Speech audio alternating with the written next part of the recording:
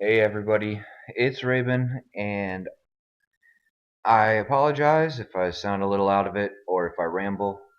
It's kind of in the middle of the night, but I was checking out the Mushroom Fleet Google Plus page, and it was brought to my attention that video commentary, or video game commentary rather, may not be able to be monetized on YouTube anymore. Alright, so right now it's kind of speculative, but that seems to be what's going on right now. And a few other people have done videos on it, and I just figured I'd throw my 2 cents in. Now, I'm not a big channel. I am an incredibly small channel. I've got, 37 subscribers. That being said, it still doesn't really matter. I figure I can throw my 2 cents in because I've been thinking about this for a while because we video game commentators and people that post gameplay footage and stuff like that, they kind of are in a semi gray area, but it's not really as gray as you think. Um, here's what I have to say anyway. Number one, a video game. The best way I can explain it is a platform, a template, a a scene. I guess that would be a really good explanation. It's a scene. It's a place, um, it, akin to, we'll say, New York City. It's a place where you can go around and do stuff, right? Um, I'm going to use New York City later on in an example, so just sort of bear with me here. Now, if we were a video company, an actual like film crew, um, and we were just going to film in New York City unobtrusively. Now, that is to say, we're not going to shut down a street or anything like that. We're going to walk around with a camera crew. We're not going to get in people's way. Well, we don't have to pay New York City anything.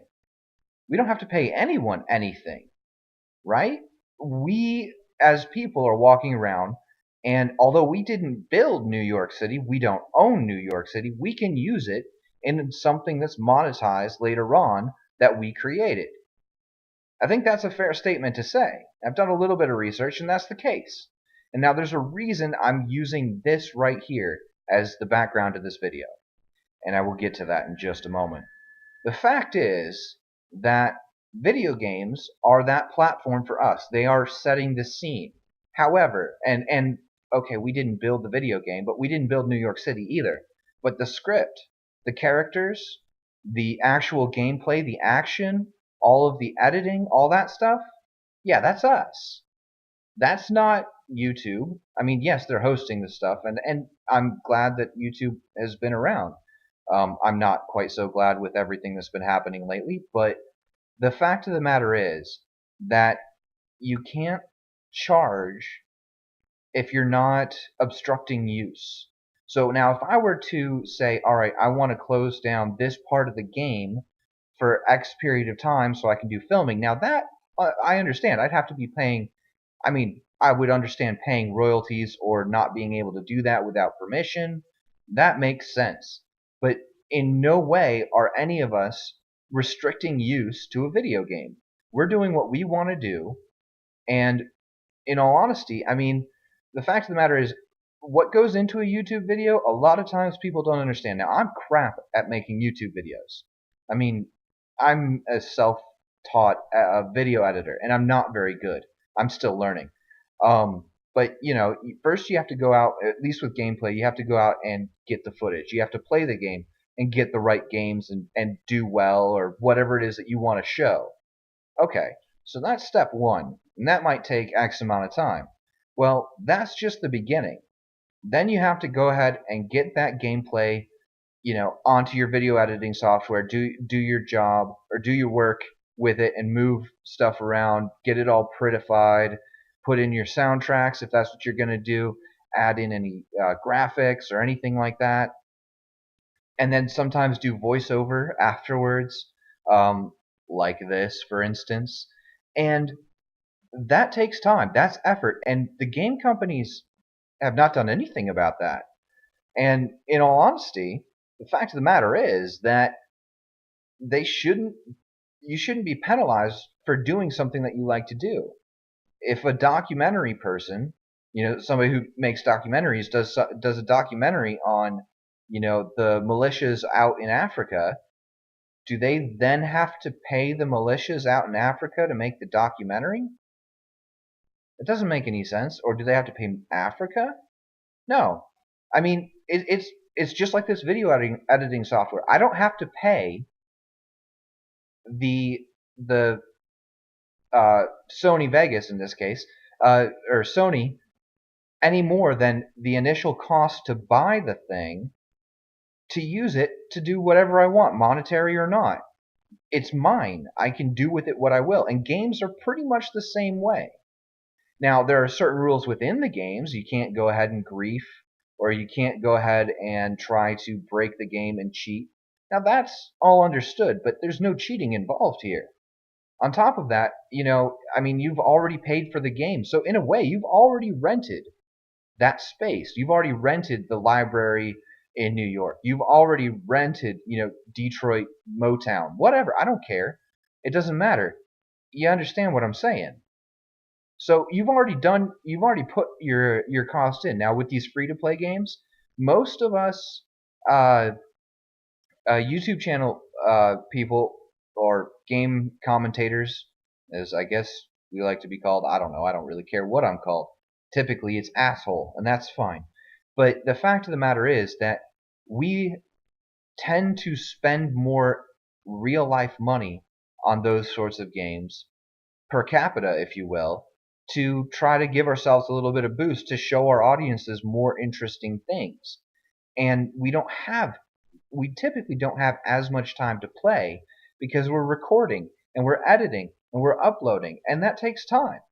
So yeah, some of us tend to sort of jump ahead. I know I have.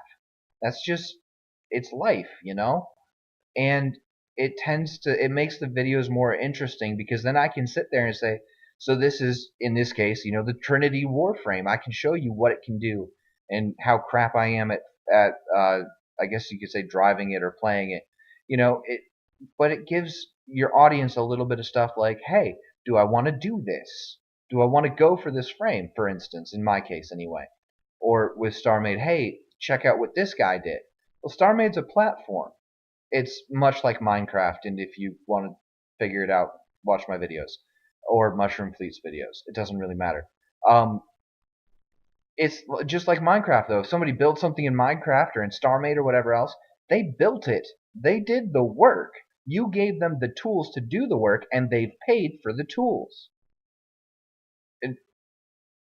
It would almost be like telling, somebody that's in the paparazzi, yeah, take all the photos of Cameron Diaz as you want. That's fine. Go for it. But if you want to publish those in a magazine, you have to get her permission first. I don't think the paparazzi would be nearly as big in business, Us Weekly, whatever. I don't care. I don't read any of that crap. I don't think it'd be nearly as big of a business if that was the case. And it's not. And this is a very similar situation, and trying to penalize us because we're doing exactly what all these other companies, all these other industries do is flat out wrong. I understand that there is a little bit of a gray area with video games because it's such a large construct and people have put a lot of time in there. But in reality, just having these videos up on YouTube is a source of revenue for the video games. We draw in more people. And if the advertisers are going to get all freaked out and stuff, well, we're making them money. And as long as the video game developers don't have a problem with it, and they shouldn't, then why the hell would the advertisers have a problem with it? There shouldn't be any legal issue here. It's kind of like a gentleman's agreement between all of us, and if somebody's not going to be a gentleman, well, then they're a dick. I don't know. Again, this is all semi-speculative, but I figured I would throw my 2 cents in there. And I'll keep you guys posted as best I can. Have a good one. This has been Raiben.